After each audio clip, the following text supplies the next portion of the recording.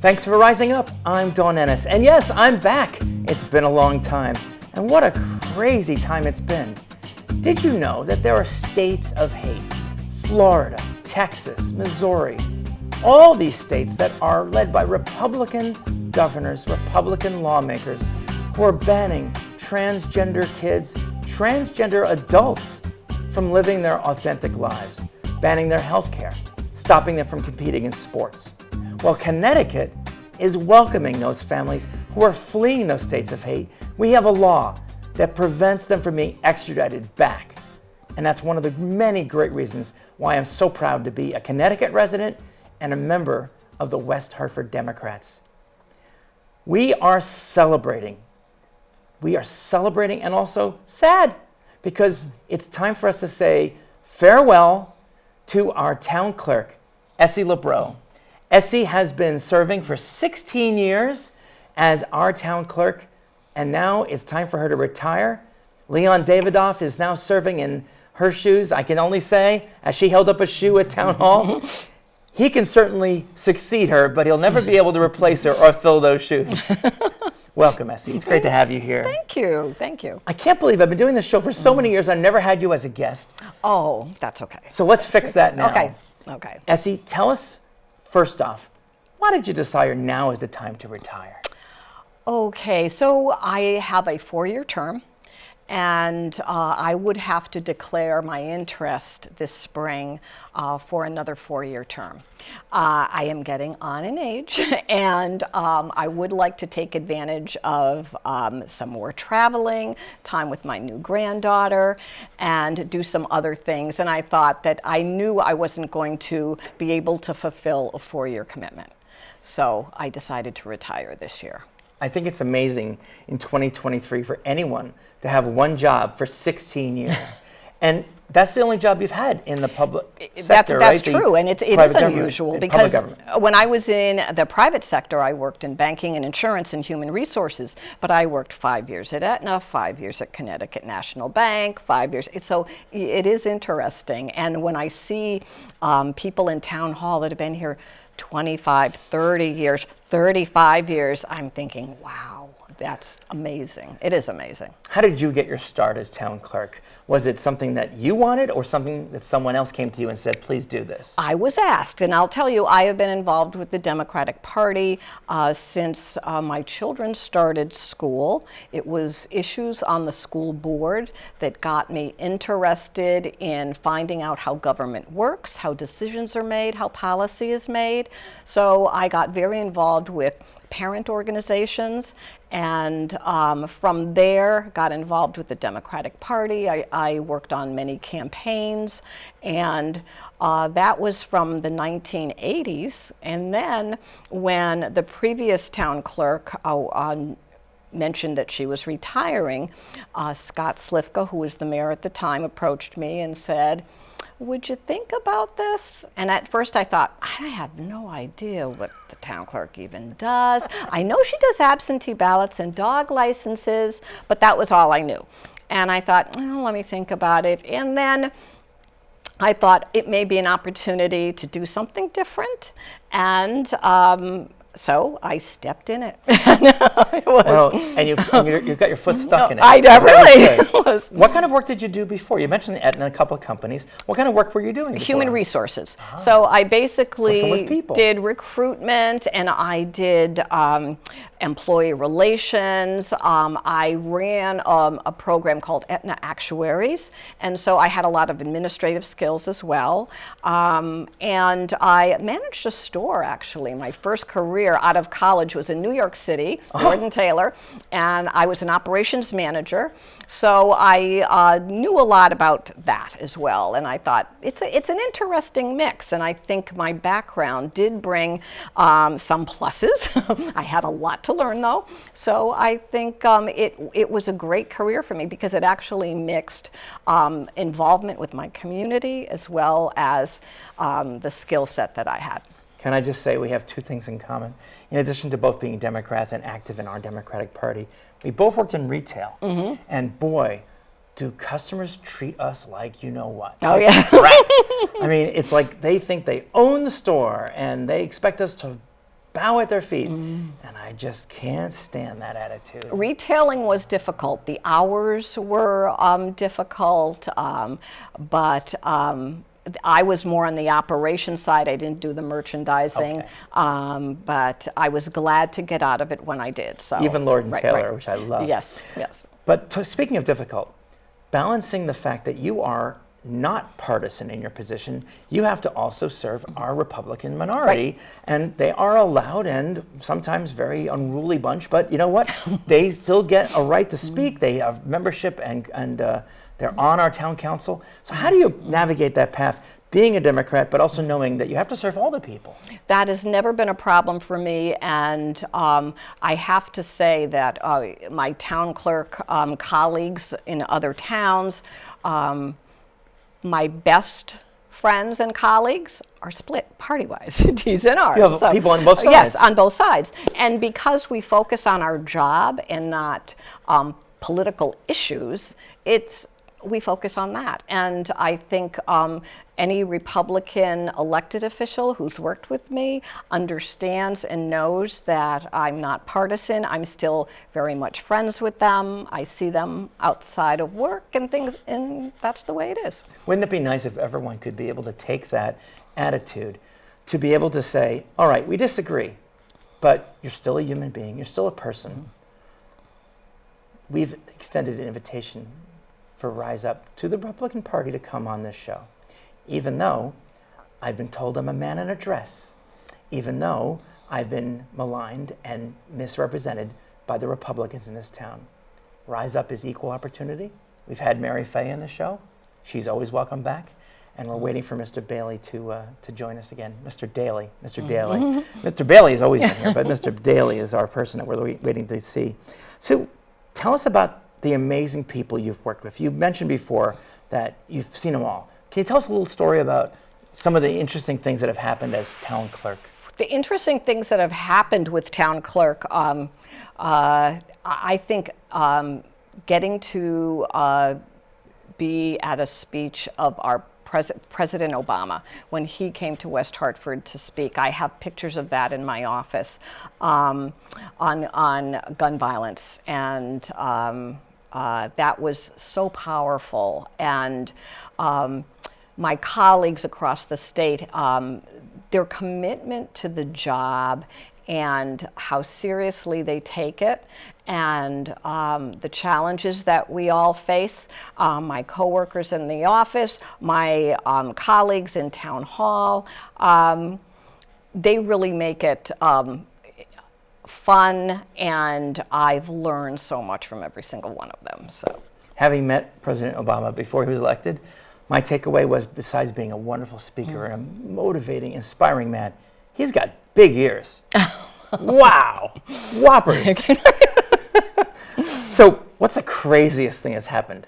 Oh gosh, there have been a couple of things. So we got a list, and write this down if you're going to go to the celebration. This might be on the Kahoot. There's always something interesting. You never know what's going to come at the desk, or even outside of the desk. So my first year, it was a Saturday morning, and I get a phone call, and it was a justice of the peace. Oh. And he said, I'm in a panic. He said, I'm doing a wedding at Town Hall at 2 o'clock today, and the wedding planner just called me. She's scouring I-91 because she pulled over to do something and put the clipboard with the license on top of her car and drove away. So she doesn't have a license, and I told her I'm not doing the wedding without a license. Of course not. So, you got to follow the rules, right? I'm a rule follower. That's the other part. So I said, oh, okay. So I said, tell the bride and groom to meet me at Town Hall, redo the license, because it's not like you just make a copy. You have to give them the oath all over again. They have to sign. So you have to make sure it's the couple. So there are no copies. So the couple met me there, and we got it done. The bride came, and she had her veil on and her hair done, and she was in jeans. It was all very cute, but they were very stressed out. So I was glad that I was able to do that.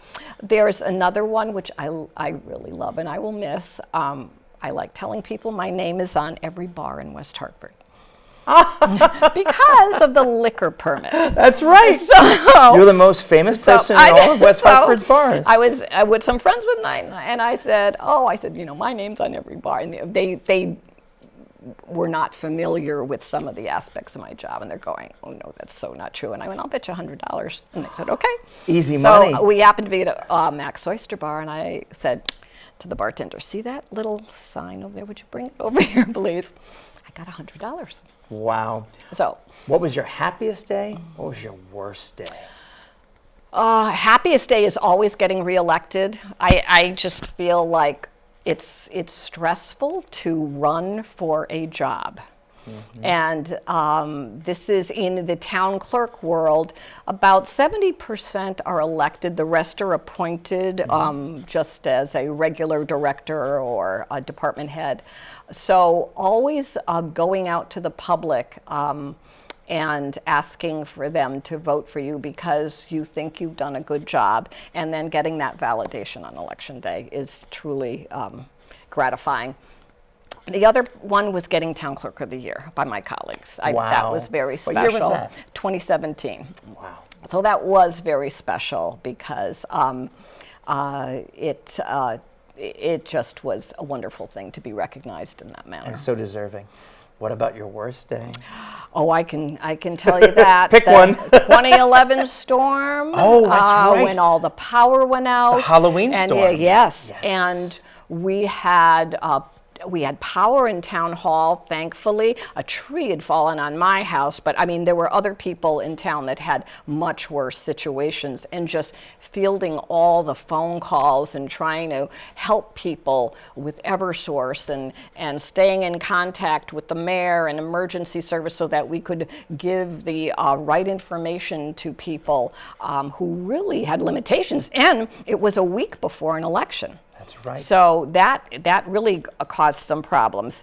The other one was March 2020. I think that stunned everybody. Friday the 13th. I remember being the week before, it was my birthday. So I was out with some friends, and one of them happened to be a geneticist. And I said, oh, I'm going on a cruise. And he goes, no, you're not. And I went, what do you mean? This is not really. And what he said pandemic. Was, it came to be absolutely true, everything that he said. And then I think the way the town handled it was just unbelievable. It was in a good way. Oh yes, yes. It was to see all the department heads, the town manager, the health department, public safety, and we met every morning. We did Zoom, we did WebEx meetings, sometimes multiple times throughout the day and weekends, because as the governor was issuing orders, we had to make things work because it involved changing some statutes and things of that nature. So it was really intense, but I think it was our town's best moment. Let me ask you a follow-up, and I'm trying to avoid politics here, but it wasn't us who made masking political.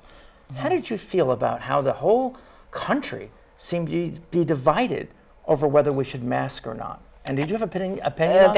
That was, I felt my office closed for that 2-week period, and then we were open, not to the public, but we had to provide a service. And to keep my staff safe, we all wore masks. We had appointment only. It was very limited. And we were able to stay on top of things because everybody stays safe. And those masks saved. I didn't have a single staff member get COVID that first year. Not you either? Nope. Wow. No. So that was remarkable. And we had a presidential election, That's right. which called for changing the way we did that election, and we had to get we did 20,000 absentee ballots. We had, I called in volunteers. The way everything was set up to have safe and secure voting, that was really a priority. It's and a important. testament to you also. I got COVID this year because I went to Florida. Go to Florida, get COVID. all that time I was fine.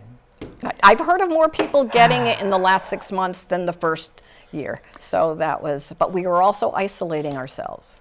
I'm going to ask you for a message for Leon Davidoff, who has succeeded you, and a message for the young people who are interested in public service. Let's start with the young folks. What would you tell a teenager who's looking at college and thinking, well, I don't know what I want to do?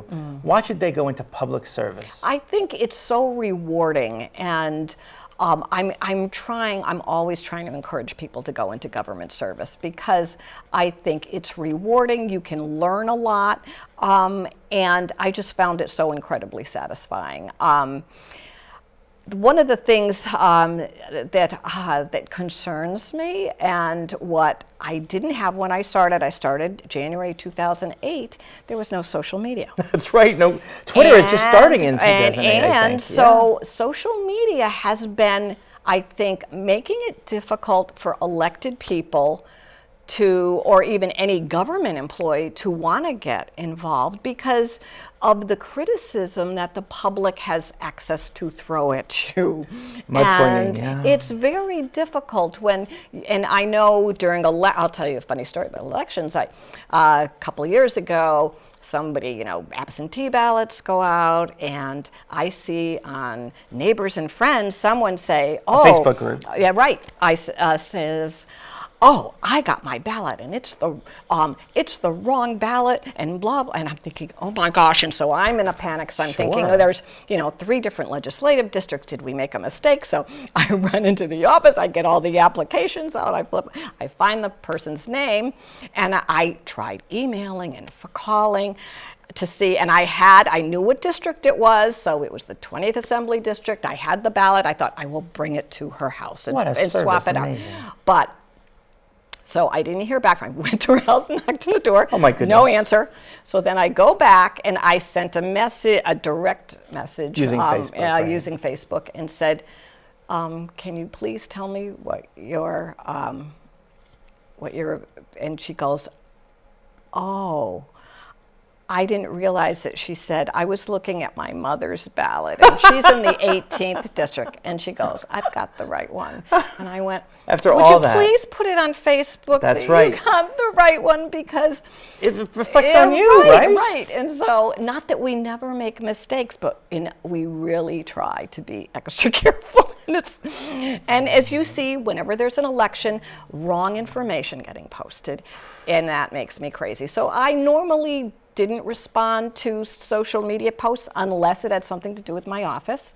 If it has anything to do with elections and there's incorrect information out there, I would post the corrected information, because people hear sound bites. Yeah. They don't look at the details. Or they watch TikTok. And again, when there's a major election, like a presidential, other states do things differently. Yes. So just because they do it this way in California or Florida doesn't mean that's the way we do it. Like we have an independent party, but it's not the same as being an independent. Correct. And there's all these other Connecticut things. Right.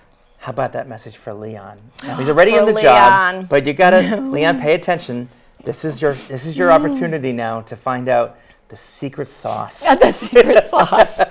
I think he already knows, because he's worked as a counselor for as long as I've been town clerk. So he's very aware of the residents, and he's always been responsive. And he knows my staff. Oh, not my former staff. Your former staff. And he knows the importance of working as a team, and I think he's just going to be great. He already knows so much more than I did when I walked in. He understands land records.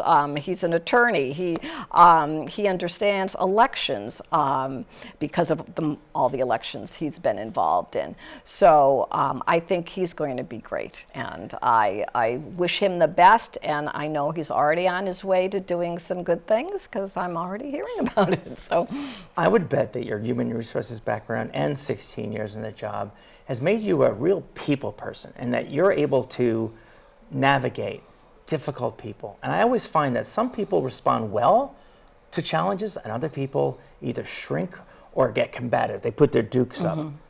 What's your response to difficult people? Always use a tone of voice that is light and recognize what their frustration is. Validate what they're feeling, and then try to correct it. The hardest part is when somebody wants you to do something that by statute or ordinance or charter you cannot do. And sometimes they think you have the power to change it. We do not. Just because they're yelling. Just because they're yelling. And so and if someone's very upset, a lower tone. I've taken people into my office if I see that they're really upset. We deal with deaths, births, marriages, and sometimes there's some very difficult situations, emotional situations, and my staff is very much in tune with that, and will call me in, and we would take it into the office for some privacy. It's been some difficult times with that, and I totally understand where the individuals are coming from with that. I think people forget you're human too. The staff you're working with, they're human too. Mm-hmm. Sometimes people make mistakes. Sometimes it's not a person at all. It might be a computer error, or a state error. Stuff happens, yeah. And that's an interesting thing. Why didn't you ever decide, oh, I could take this to Hartford. I could do this job at the governor's office. A lot of people have done that. Mm-hmm. Why didn't you follow the path down the road? I was perfectly happy working for the town of West Hartford. That's where my heart is. So. Were you born here? No, I was not. I moved here in 1981. Okay. So I've been ever since. I was originally in New York City, so I moved from New York City, but I was born in Northampton, Massachusetts. Wow, look at that. So I'm a Massachusetts girl. So you're a Mass girl who drove past West Hartford down to New York. Right. Worked there and then came back halfway, at least, or three-quarters of the way. The big city was not for me. Really? Right. And I don't think of West Hartford as a big city. I don't even think of New York would. That's why I left. Oh, I know, and I'm just saying that we have a pretty bustling little metropolis, but it's not New York City. New York City is cold and hard and harsh, and if you can make it there, you can make it anywhere. I won't sing. I would chase you away. But I'm from New York. I'm born and raised, and I know, having worked there and having lived there, having raised kids there, it's a tough town. It was tough. In 1977, it was tough. Yeah. It was not the city it is Think now. about Times Square in 1977. I was there. It was not the Disney paradise it is now with Elmo and Mickey Mouse and Deadpool looking for pictures. I was just in Times Square recently, and I think it's great that people come there and the families come there. But having grown up in New York, I'm done. I'm very happy in West Hartford. I love our town. What is it about West Hartford that is so special for you?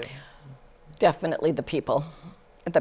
And when people retire, they think of Florida going, and I'm thinking, you know what? And they do you want to be near your children in Boston? And I'm like, I want to be where I can look at my phone and text anybody and say, anyone want to do lunch? Anybody want to? And have that accessibility and immediacy. I think it's, I want to be where my friends are, and.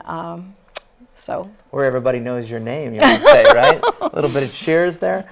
And since your name is on every bar in town, it makes sense. Not anymore, though. Not anymore. Well, for a little while longer. They won't change it out just yet.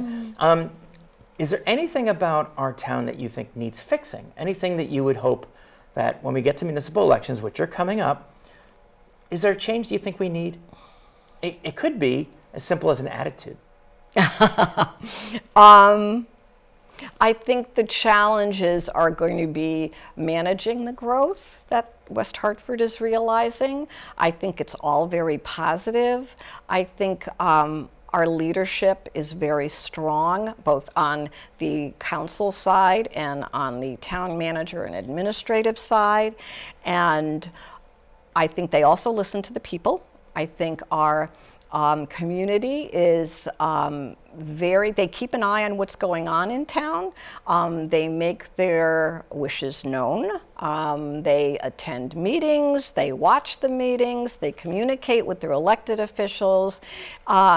So I think this openness in government, everything's on television. You can watch every single public meeting. Thanks to WHCi. Yes, thank you, WHCi. And during COVID, It was really incredible, the work that WHCi did. And as a matter of fact, I did watch the council meeting the other night, and I was struck by how professional looking our meetings are compared to a lot of the towns. Oh, yeah. We have a very professional look. In a lot of towns, they do a town meeting, and it's a group shot, and you never know who's talking. It's like a rodeo. Exactly. But we have such a professional station here, and people don't realize that because they're so used to seeing perfection that I think if they go to look at some other towns, they'll be quite surprised that. And that's why it's important that if people can show up May 4th. May the 4th be with you. May the 4th be with you. There's a big event at Town Hall. Get your tickets. Get your tickets, Kevin Sullivan. We are holding a big celebration, and it's to benefit the group that we just talked about, WHCi. And it's to celebrate you and to give you a send-off that hopefully, in some small way, accounts for the incredible service you've given to our town. I just want to say thank you because as a resident, I have been to Town Hall to get dog licenses, get probate, to get everything else resolved. I just recently had a visit again found out that there was a loan in my name that was my dead name, my old name, that I didn't even know about. It didn't appear in my credit report. And your staff bent over backwards to help me, not because I'm Dawn Ennis, but because I'm a West Hartford resident and because of you and the way you've shaped that team. Parting words? Thank you. I want to thank the community because I'll tell you, when I needed help during COVID with getting ballot sets together, I put the call out and about 50 people responded right there. They didn't think about COVID. They came, they helped out in a pinch, and I really am grateful for that. And I'm grateful for all the support that the community has given me, and thank you. I will be seeing you around town. Maybe you'll text me one day and you'll say, hey, lunch. Want to grab lunch? Or happy hour. Or happy hour. I'm up for that. I'm up for that. Most of all, I think that the children of West Hartford need to thank you because you've set us up for the next generation to have a better town than the ones that they were born into. I have 3 kids, 24, 20, and 16, all products of West Hartford schools, all coming back home after college because they love this town. That's great. That's great. Thank you, Essie. Thank you so much. This was a great pleasure and an honor. And May 4th, show up, buy tickets, support WHCi, say how much you love Essie Labrot. That's all for this week, this month, this episode. I don't know when I'll be back, but I'm very happy to be back. Come on, rise up.